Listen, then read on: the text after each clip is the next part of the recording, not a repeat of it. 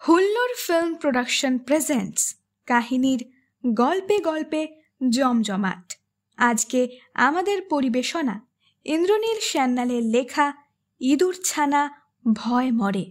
আজকে মল্লিকা এবং আনায়দার চরিত্রে সঞ্চারী, ডিসুজা এবং প্লেগের চরিত্রে মাসুম, বেঙ্গি ও শিখরের চরিত্রে সুদর্শন এবং সুনীলের চরিত্রে রায়হানুল ইসলাম।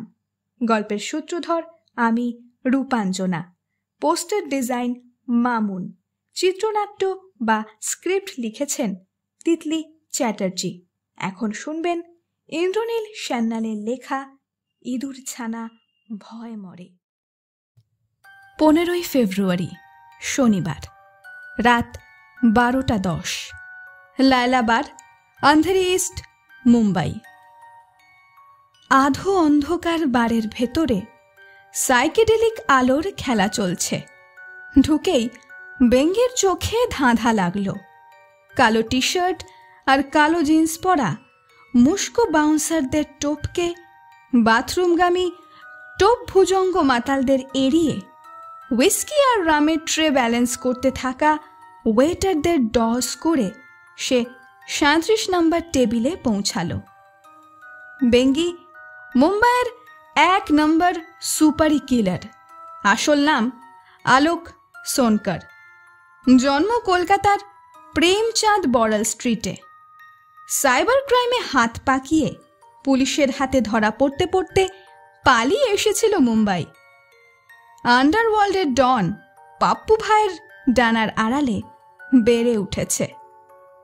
ধারাবীর বস্তিতে থাকে, কিন্তু বেনামে ব্যাংক অ্যাকাউন্টে মেলা টাকা। বেঙ্গির ফান্ডা সিম্পল, 40 বছর বয়সে ধান্দা থেকে রিটায়ার করবে।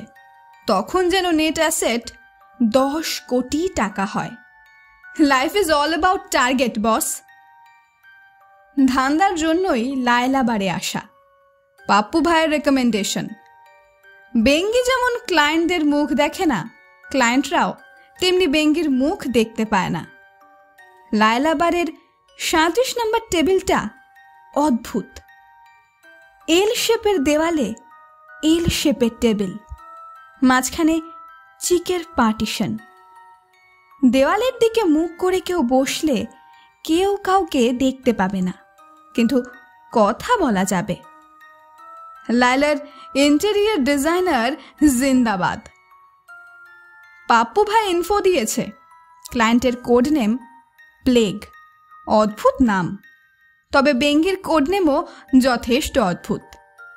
টাপরি উচ্চারণে বেঙ্গলি তালগোল পাকিয়ে বেঙ্গি হয়ে গিয়েছে। চেয়ারে বসে বিয়ার অর্ডার করলো বেঙ্গি। ডান্স বারের ওপরে আইনি নিষেধাজ্ঞা হওয়ার পরেও এখানে চড়ি ছুপে নাচা গানা হয়। ধুম মাচালে গানটার সঙ্গে 4টে মেয়ে ডান্স ফ্লোরে নাচছে। পার্টিশনের দিকে তাকিয়ে বেঙ্গি বলল, লেখ। বেঙ্গি? হ্যাঁ বলুন। কাজের কথায় চলে গিয়েছে বেঙ্গি।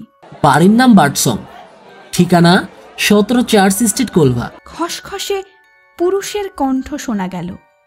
গলার আওয়াজ শুনে বয়স আন্দাজ করা শক্ত। 20 থেকে 60 যা খুশি হতে পারে। কোলভা মানে সাউথ গোয়া। হ্যাঁ, বাড়ির মালকিনের নাম আনায়দা ডিসুজা। বার্ডসং এ একটা আর্ট গ্যালারি আছে। ওই আর্ট গ্যালারি একটা পেইন্টিং এর নাম রেড ট্র্যাপ। পেইন্টিংটা আমার চাই। এই ফটোগুলো দেখুন। গ্লাভস পরা হাতে চিকের পার্টিশনের ওপার থেকে প্লেগ একটা মোবাইল এগিয়ে দিল। স্ক্রিনে একটা ফটো অ্যালবামের আইকন। হাতে মোবাইল জড়িয়ে বেঙ্গি প্রথম ফটোটা দেখে। রেড ট্র্যাপ পেইন্টিংয়ের ফটো। পরের ফটোতে যায় বেঙ্গি, বার্ড সঙের ফটো। পর্তুগিজ স্থাপত্যের 1 তলা বাড়ি, লাল ইটের নিচু পাঁচিল, কাঠের গেট, বাড়ির চারিদিকে প্রশস্ত বারান্দা, কাঁচের বে উইন্ডো। বার্ডসংয়ের মালকিন নিরাপত্তা নিয়ে আদেও চিন্তিত নন। বিভিন্ন দিক থেকে তোলা 5টা ছবিতে বার্ডসং সম্পর্কে পরিষ্কার ধারণা পেল বেঙ্গি। শেষ ছবি বছর 40-এর সুন্দরী মহিলা, নীল জিন্স, লাল পুলোভার আর ফ্লিপ-ফ্লপ পরে হাতে বিয়ারের মাগ নিয়ে ক্যামেরার দিকে তাকিয়ে হাসছেন। এ আবার কে? আনাইদা ডিসোজা। সিগারেটের ধোঁয়া ছেড়ে খসখসে গলায় জবাব দিল প্লেগ। মোবাইল ফেরত দিয়ে বেঙ্গি বলল, বার্সে আর কে কে থাকে? আনাইদার হাজব্যান্ড ব্র্যান্ডন ডিসোজা আর ছেলে শিখর ডিসোজা। ব্র্যান্ডন স্কুল টিচার, এখন বেঙ্গালুরুতে। শিখর আর্ট কলেজ থেকে পাশ করে খবরের কাগজে ফ্রিল্যান্স করে। সে মুম্বাইতে। দুজনেই 20 তারিখ সকালে ফিরবে। 19 তারিখ রাত 10:30 নাগাদ আনাইদা প্রতিবেশী বাড়ির পার্টিতে যাবে। ফিরবে অ্যারাউন্ড রাত 2:30। এইবার এটা দেখুন। আবার মোবাইলটা এগিয়ে দিয়েছে প্লেগ। মোবাইলের স্ক্রিনে ভিডিও ফাইলের আইকন। রুমাল জড়ানো হাতে ওকে বাটন প্রেস করল বেঙ্গি। মোবাইল ফোনে তোলা 1 মিনিটের ভিডিও ক্লিপে দেখানো হয়েছে কোন পথে কিভাবে বার্ড সঙ্গে ঢুকতে হবে, কোন কোন দরজা খুলে আর্ট গ্যালারিতে প্রবেশ করতে হবে, গ্যালারির কোন দেওয়ালে র্যাট ট্র্যাপ ছবিটা ঝুলছে। দুবার ভিডিওটা দেখে মোবাইল ফেরত দেয় Bengi. Any terms and condition? Art গ্যালারির দক্ষিণ দেওয়ালে ঝুলছে র্যাট ট্র্যাপ। ছবির মাপ ফ্রেম সহ 24 ইঞ্চি বাই 35 ইঞ্চি। আমি একটা ব্রিফকেস নিয়ে এসেছি যাতে ছবিটা ধরে যাবে। আপনি ছবিটা এনে দিন। রেমুনারেশন, যাতায়াতের খরচ সমেত 1 লাখ টাকা। টাকার অঙ্ক শুনে বেঙ্গি বেজায় খুশি। ইনফ্লেশনের বাজারে একবেলা কাজের জন্য ভালো অ্যামাউন্ট। চিকের আড়াল থেকে ব্রিফকেস চলে এসেছে এদিকে। সেটা তুলে নিয়ে উল্টে পাল্টে দেখে বেঙ্গি বলে, সরু ব্রিফকেস, একটাই ছবি ঢুকবে? হ্যাঁ। এর মধ্যে আর কোনো লাফড়া নেই তো? মার্ডার, ডুপ্লিকেট ছবি, police, blah blah. No bloodshed, no replica, no outsider. It's a case of simple art threat. আমি অরিজিনাল র্যাট ট্র্যাপ চাই। ব্রিফকেসে 50,000 টাকা রাখা আছে, in used 1000 rupee currency. Kolba থেকে 10 মিনিট দূরে সুইসাইড পয়েন্টের নামে একটি টুরিস্ট স্পট আছে। ওখানে আমার এজেন্ট আপনার জন্য ওয়েট করবে। তার হাতে ব্রিফকেস দেবেন, সে আপনাকে পৌঁছে দেবে। আপনি 20 তারিখ সকালে পাপ্পু ভাইয়ের কাছ থেকে বাকি 50,000 টাকা পেয়ে যাবেন। শ্রাক করে বেঙ্গি। শেষ হয়ে যাওয়া সিগারেট থেকে আরেকটা সিগারেট ধরিয়ে চেয়ার ছেড়ে লায়লাবার থেকে বেরিয়ে যায় প্লেগ।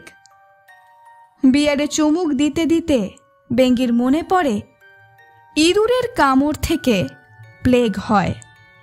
16 ফেব্রুয়ারি, রবিবার, সকাল 11টা।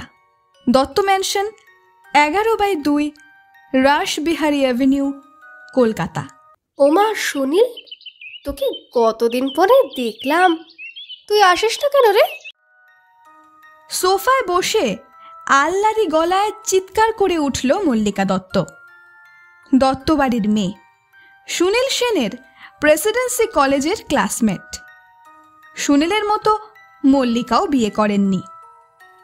দত্ত পেইন্টস অ্যান্ড কালার্সের খ্যাতি ভারত জোড়া।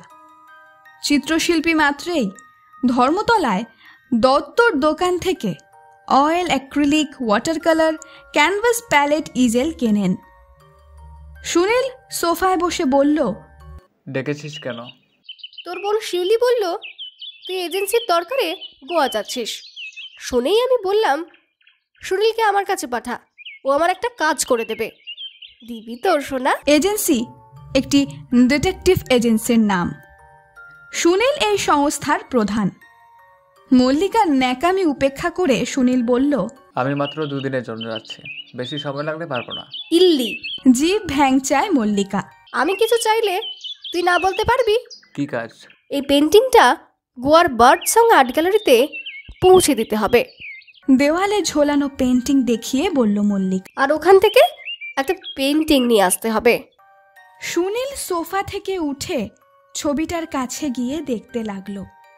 কাঠের ফ্রেমে বাঁধানো ছবির 4 কোণে 4টে ধেড়ে ইঁদুর আলু ক্ষেতের মাটি খুঁড়ে খাচ্ছে। ছবির ঠিক মাঝখানে একটা ইঁদুর কল। পঞ্চম ইঁদুরটি তার মধ্যে অর্ধেক ঢুকে পুঁতির মতো লাল চোখ মেলে দর্শকদের দিকে তাকিয়ে রয়েছে। ক্যানভাসে ধূসর কালো বাদামি রঙের প্রাধান্য। 5 জোড়া লাল বিন্দু ক্যানভাস জুড়ে ঝিকমিক করছে। মল্লিকা বলল, ছবিটার নাম rat trap. Outside size 24 inch by 30 inch, oil on canvas. এঁকেছেন শান্তিলতা দত্ত। কাজটা করে দে সোনা, প্লিজ। সুনীল বলল, শান্তিলতা দত্ত মানে তোর ঠাকুরমা? কেসটা একটু ডিটেল বল, না হলে ইন্টারেস্ট পাচ্ছি না। কাজের লোক চা দিয়ে গিয়েছে। টিপট থেকে কাপে চা ঢালতে ঢালতে বলল মল্লিকা, আমার ঠাকুরমা 1947 সালে বেন উলফ নামে এক জার্মান পেন্টারের ও ফটোগ্রাফারের প্রেমে পড়েছিলেন।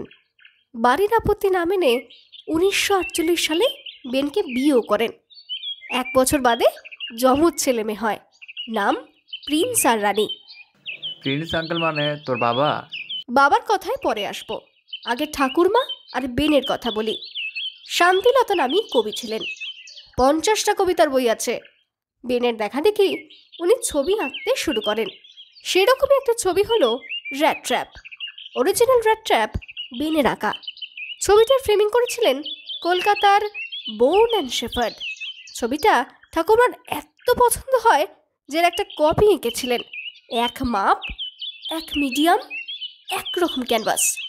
এমনকি ছবির নিচের কোণের সইটাও বেনের কপি। তফাৎ শুধু এই যে ঠাকুরমার ছবিটা বেন আমেরিকার লিলি হুইলনার কোম্পানি থেকে ফ্রেমিং করিয়ে আনেন। গোয়া, কানেকশনটা ধরতে পারছি। রানী পিসি মানে প্রিন্স আঙ্কেলের বোনের মুম্বাইতে বিয়ে হয়েছিল, তাই না? 1952 সালে বেন মারা যান। ঠাকুরমা ছেলে মেয়েকে একা হাতে মানুষ করেন। রানী পিসি বেথুন কলেজে পড়ার সময় এক মারাঠি ছেলের প্রেমে পড়ে, তাকে বিয়ে করে মুম্বাই চলে যায়। রানী পিসির মেয়ের নাম আনাইদা, আমারই বয়সী। সে ব্রায়ান ডিসুজা নামে এক গোয়ানিজ টিচারকে বিয়ে করে গোয়ায় সেটেলড। আমাদের আর রানী পিসির পরিবারের মধ্যে দীর্ঘদিন যোগাযোগ ছিল না। সোশ্যাল নেটওয়ার্কিং সাইটের মাধ্যমে রিসেন্টলি আমার সঙ্গে আনাইদার যোগাযোগ হয়েছে। এখন আমাদের হেব্বি বন্ধুত্ব, রেগুলার ফোনাফোনি চলে। আনাইদা দিব্যি বাংলা জানে। ও বলল বেনের আঁকা র্যাট ট্র্যাপ ছবিটা ওর কাছে আছে। বিয়ের পরে মুম্বাই শিফট করার সময় রানী পিসি পেন্টিংটা নিয়ে গিয়েছিল। আমার এখানে রয়েছে শান্তিলতা দত্তর আঁকা র্যাট ট্র্যাপ। আর্ট মার্কেটে ছবি দুটোর ভ্যালু কীরকম? দেখ সুনীল, আমি রঙের জগতের লোক, ছবির জগতের সম্পর্কে ধারণা নেই। দত্ত ম্যানশনদের একতলায় বেন উলফ আর শান্তিলতা দত্তকে নিয়ে একটা মিউজিয়াম তৈরির চেষ্টা করছি। শান্তিলতার কবিতার বই, ছাপা না হওয়া ডায়েরি, বেনের তোলা অজস্র ফটোগ্রাফ, শান্তিলতার আঁকা অনেক ছবি, এই সব থাকবে। বেনের কোনো পেন্টিং আমার কাছে নেই। মিউজিয়ামের জন্য বেনের পেন্টিংটা আমার চাই। ওর পেন্টিং আমাদের দেশে একটাও নেই। শুনেছি জাপানের এক বায়ারের কাছে গোটা 10 আছে। আর্ট মার্কেটে ছবিটার ভ্যালু অ্যারাউন্ড 5 লাখ টাকা। আনাইদা ছবিটা আমাকে হাফ দামে দিতে রাজি হয়েছে। আফটার অল বেন ওর ঠাকুরদা। নেট ব্যাংকিংয়ের মাধ্যমে টাকাটা আনাইদার অ্যাকাউন্টে পাঠিয়ে দিয়েছি। শান্তিলতার ছবিটা ও নিজের কাছে রাখবে। যদি বায়ার পায় তাহলে বিক্রির পুরো টাকাটা ওর। এই রকমই আন্ডারস্ট্যান্ডিং। সোফা থেকে উঠে সুনীল বলল, বোঝা গেল। ছবিটা প্যাক করে দে, আনাদার ঠিকানাতে, আর অ্যাপয়েন্টমেন্টের টাইমটা বল।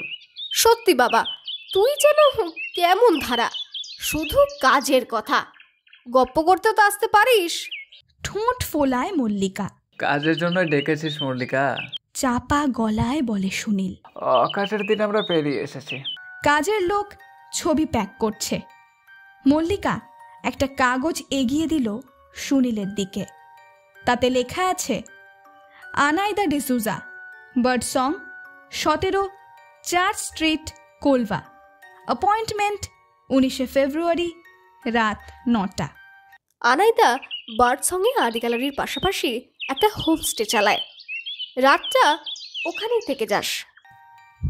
19শে ফেব্রুয়ারি বুধবার, রাত 9টা, bird song, Colva beach, Goa.